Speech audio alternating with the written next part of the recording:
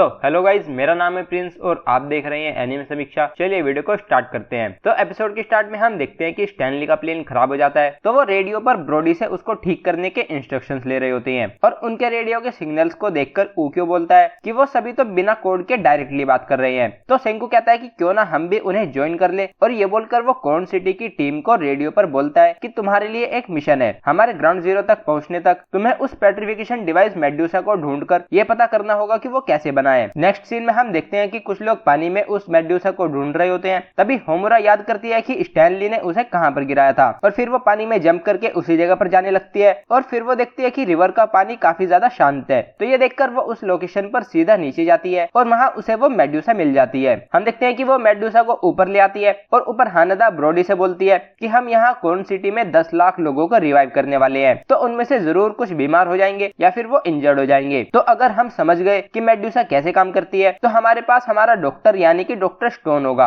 ये बोलकर वो मन में सोचती है कि सेंकू, तुम यही चाहते थे है ना, तुमने हमें ये मिशन करने का रीजन नहीं दिया, जिसका मतलब कि तुम चाहते हो कि हम इन सबको सब कुछ सच बता दे। ब्रोडी सोचता है कि जो भी इसने बोला वो सब सेंस बनाता है, लेकिन इनकी टाइमिंग से मुझे इन पर शक होता है। फिर सीन चेंज हो जाता है और हम देखते हैं कि र्यूसी बोलता है कि कॉर्न सिटी टीम को नहीं पता कि हम पेट्रिफिकेशन बीम के ग्राउंड जीरो में जा रहे हैं। तभी सेंकू बोलता है कि हम वहाँ उस मेडुसा को लेने जा रहे हैं जिसने पूरे प्लेनेट को पेट्रीफाई कर दिया था, और अगर उसकी बैटरी खत्म हो गई होगी तो हमें उसे ठीक करना होगा, और इसीलिए हम कॉर्न सिटी टीम को मेडुसा को खोलने के इंस्ट्रक्शंस देंगे और उसके मैकेनिज्म को समझेंगे। फिर हम देखते हैं कि ब्रोडी हानादा से कहता है कि मेडुसा हमारे पास ही रहेगी और तुम्हें वो सिर्फ हमारी परमिशन से ही मिलेगी। फिर नेक्स्ट सीन में हम देखते हैं कि वो मेडुसा को खोलने का ट्राई कर रहे होते हैं, लेकिन उन्हें कुछ समझ ही नहीं आ रहा होता। उजूरिया बोलती है कि स्टैनली की गन से इसमें डेंट आ गया है, तो ये सुनकर मैग्मा मेडुसा पर अटैक करने जाता है, तो हानादा उसको पकड़कर पीट देती है। हानादा बोलती है कि ये काम एक प्रिसीजन इंजीनियरिंग का है, तो हमें एक स्पेशलिस्ट की जरूरत है। हम देखते हैं कि यूएस में मिनामी को कुछ हाई एंड वॉच और ज्वेलरी मेकर्स के बारे में पता होता है, लेकिन उसे ये नहीं पता होता कि वो उनको कहां पर मिलेंगे। तो वो ये बात सेंकू की टीम को बता देते हैं, और फिर र्यूसी उनको बताता है कि वो थोड़ा दूर है, लेकिन रोडेक्स का हेडक्वार्टर्स एयरपोर्ट के पास में है, लेकिन इस वर्ल्ड में मुझे वहां तक जाने का रास्ता नहीं पता। तभी हम देखते हैं कि चेल्सी उस जगह के बारे में थोड़ा पता करके उनके लिए वहां का मैप बना देती है, लेकिन वो देखते हैं कि वो उस मैप को कॉर्न सिटी टीम को नहीं बता सकते। तो सेंकू उनसे फैक्स मशीन बनाने के लिए कहता है, जिससे वो लोग एक दूसरे को पिक्चर्स भेज सकते हैं। तभी हम देखते हैं कि वो बातें ही कर रहे होते हैं और इतने में सेंकू उसको बना भी लेता है, लेकिन हम देखते हैं कि उसने सिर्फ एक ग्राफ बनाया होता है, जिससे वो कॉर्न सिटी टीम को मोर्स कोड में हर जगह को ब्लैक और व्हाइट सेल के रूप में बता रहे होते हैं, मतलब कि वो एक मैनुअल फैक्स मशीन होती है। फिर हम देखते हैं कि दूसरी साइड पर उजूरिया उस कोड से वो मैप बना रही होती है। फिर हम देखते हैं कि उन्हें ये करते करते पूरी रात बीत जाती है और दिन हो जाता है, और यूजुरिया ने वो मैप बना लिया होता है। फिर नेक्स्ट सीन में हम देखते हैं कि वो उस मैप की मदद से फॉरेस्ट में रोडेक्स की सीईओ को ढूंढ लेते हैं और उन्हें रिवाइव करके उनको पूरी स्टोरी समझा देते हैं। फिर वो सीईओ उन्हें उसके बेस्ट इंजीनियर के पास ले जाती है और फिर वो उसको भी रिवाइव कर देते हैं। फिर हम देखते हैं कि वो उस इंजीनियर को अपने बेस में ले आते हैं और हानादा उससे बात करने की कोशिश करती है, लेकिन वो अपना चेहरा उससे दूसरी साइड पर कर लेता है। तो ब्रोडी उसको ऐसा करने से रोकता है, लेकिन फिर वो ब्रोडी से काफी रूडली बात करने लगता है और बताता है कि उसका नाम जोएल है। ब्रोडी उससे कहता है कि तुम हमें उस पेट्रिफिकेशन डिवाइस को देखकर ये बताओ कि वो काम कैसे करता है। फिर उजूरिया उसको वो डिवाइस देती है, लेकिन हम देखते हैं कि वो उससे भी चेहरा दूसरी साइड पर कर लेता है। लेकिन फिर हम देखते हैं कि असल में उसको लड़कियों से बात करना नहीं आता। उजूरिया देखती है कि उसने आते ही अपने लिए एक वॉच भी बना ली होती है, और ये देखकर वो काफी ज्यादा इंप्रेस हो जाती है। फिर जोएल उस मेडुसा को लेकर उसको एग्जामिन करता है और उसको देखकर वो शॉक हो जाता है। वो बोलता है कि ये तो हमारी 21st सेंचुरी से भी बियॉन्ड है, इसके लिए मुझको कंसंट्रेट करना होगा।